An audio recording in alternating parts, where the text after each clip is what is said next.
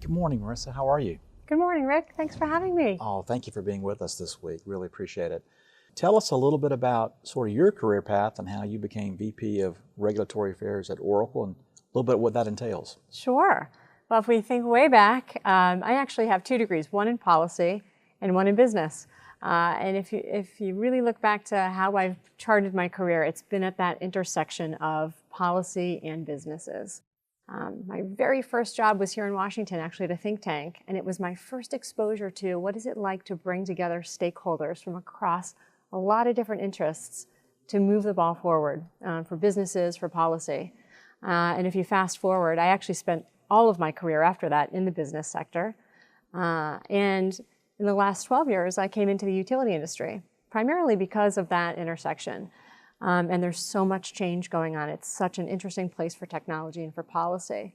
And so if you fast forward to how did I actually get to Oracle, I was actually at a company called OPower, which is a leading cloud utility software company that drives really around customer energy engagement, how customers use energy, helping them engage with their utilities. And so when we were acquired by Oracle, this role of regulatory affairs was actually new to Oracle.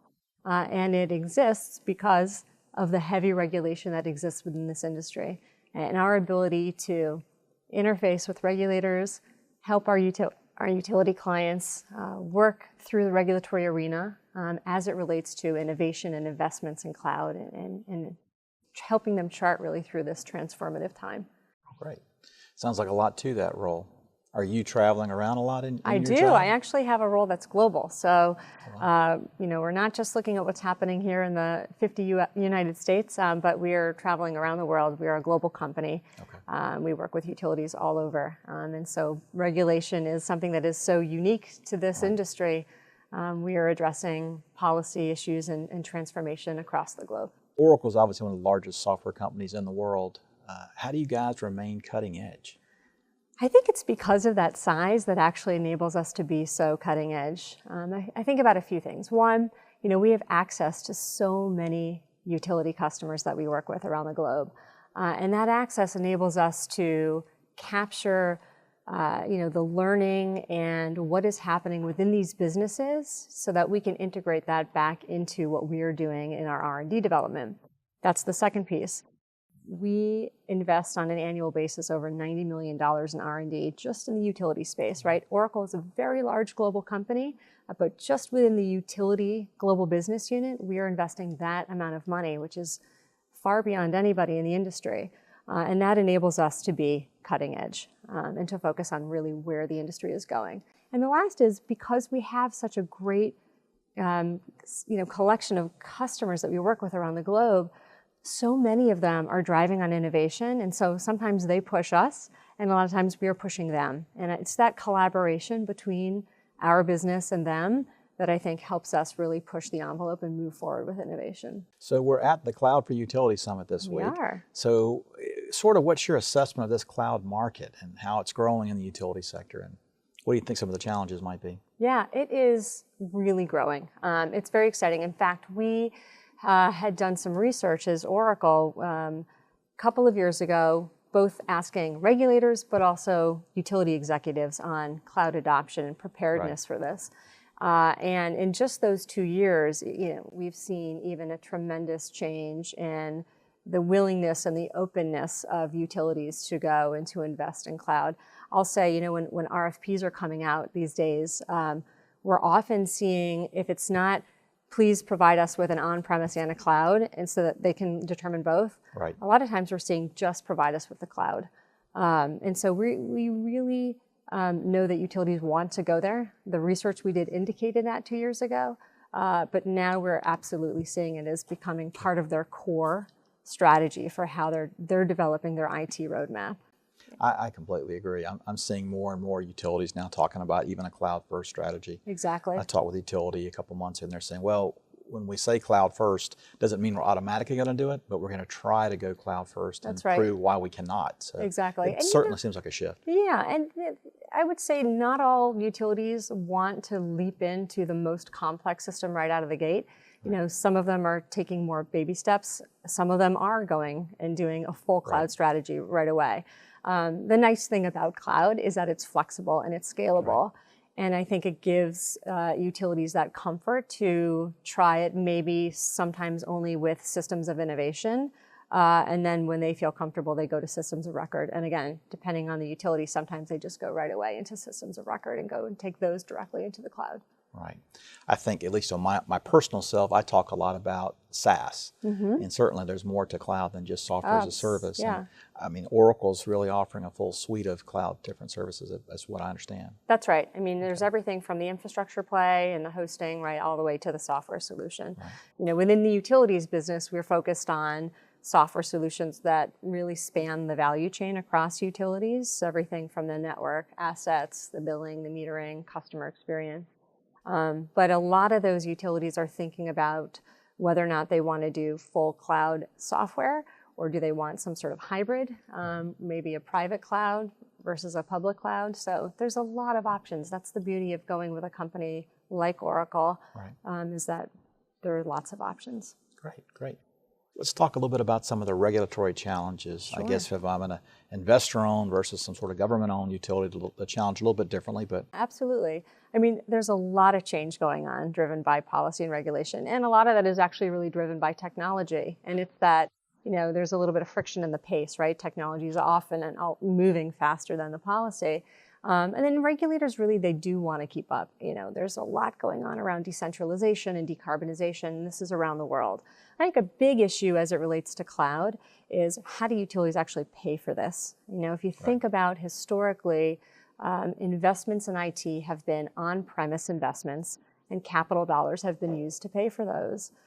But as a service solutions, whether it's software or anything else, you know, that is becoming a much greater part of how utilities will invest their dollars around innovation. And so using operating dollars is definitely not the way they want to go. There's a lot of pressure to bring down operating dollars. So there is a move in the industry. Nehru, which is the National Association of Regulators, has, you know, acknowledged this as an issue. And so there's a move to try to level that playing field, right? So that a utility can really make the decision around investment based on what's best for the business, for their customers, for their future planning, and not have how it's paid for really factor into that and influence their decision. It seems like innovation and the overall total cost of the customer should be driving it, not That's exactly right. An older regulatory requirement. Outdated regulatory, accounting issues. It's not how we want to be making wise business decisions going forward. So you're absolutely right. It should be based on, you know, what cloud brings, which is flexibility, scalability, you know, all of that you just don't have the same access to when you don't choose a cloud solution. So tell me a little bit more about the latest things going on with Oracle. I know you had your big event, Oracle World, a few weeks ago. Yeah, in San Francisco. It's quite an event. You know, in the utility space, that is an event that spans all of what Oracle does. In the utility space, we're doing so much. And again, I mentioned that so many of our customers really are wanting to talk cloud. And so all of our applications exist in the cloud now. Everything we offer to utilities has a cloud version. And you know, some of the interesting things we're doing are spanning everything from being the first real tier 1 CIS system, right? Customer cloud, everything from meter to cash, and the whole customer 360 degree of a customer, all of that in the cloud. It's modular, it's flexible, it's incredibly scalable. We're really the first to drive that in this way, and that is absolutely getting the attention of utilities. You know, we're doing also interesting thinking about how utilities and their customer experience and wanting to make that experience the same as it would be for you or I interacting with the typical kinds of companies and businesses we do. But anyway, you get my point, is that, you know, these sort of frictionless customer experiences.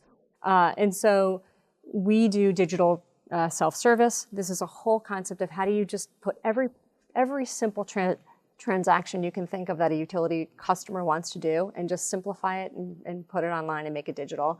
Start, stop, service, account pay, signing up for programs, all that stuff. So digital self-service is a big direction that utilities want to go in, and we're really excited about the work we're doing there. I think the last one is if you think about the change going on in the industry, decentralization, decarbonization, pressure to bring down costs, how systems are utilized is really important. And increasingly so time and location of when customers are using energy is really important. Right. And so how do we, as a company that had acquired Opower and have all this expertise in driving customer behavior, how do we take that and really help customers and utilities influence and help manage the grid better? So behavioral load shaping, right? Demand response, energy efficiency, and bringing that all together to really give not only customers the tools to manage their energy, but the utility the tools to help manage the grid. And all that's in the cloud these days. All of it's in the cloud. That's amazing. I mean, Opower as an acquisition was a pure play cloud company, right? Oracle has transitioned its applications into the cloud and built many new ones purely in the cloud, but Opower was only ever a cloud company. Great. Yeah. Are there any other things you see on the horizon that our viewers may be interested in? Something new and improved coming around the corner? Well, I think a lot of the stuff that I'm talking about is really where utilities are wanting to go. I mean, I would also say that the beauty of an acquisition like Opower and the work that Oracle is doing is, we have all this expertise on not only the asset side and the system side of the utility business, but the customer piece. And it's that marriage, which is really where the utility industry is going, is how to manage edge of the grid, how to engage customers and how to leverage them and enable them to be participants in this grid if they want to.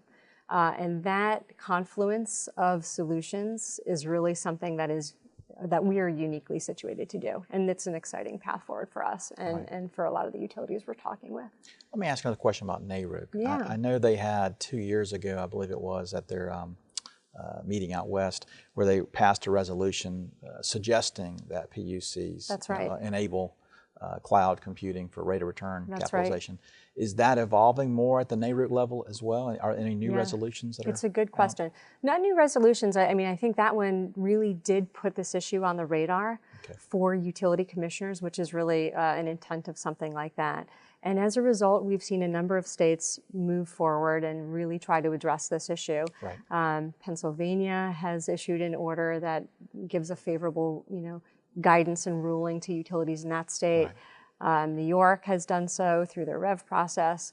And Illinois, Chairman Brian Sheen has been extremely forward-thinking on this and leading and has an entire proceeding well underway that will really lay out very clear rules for the utilities in Illinois in this. And the nice thing about the way the utility industry works is, even though we're a patchwork of 50 states, when there's precedent in certain states, we start to see other states take on and really move in the same direction. The other thing I'd say is utilities are beginning to be emboldened as well.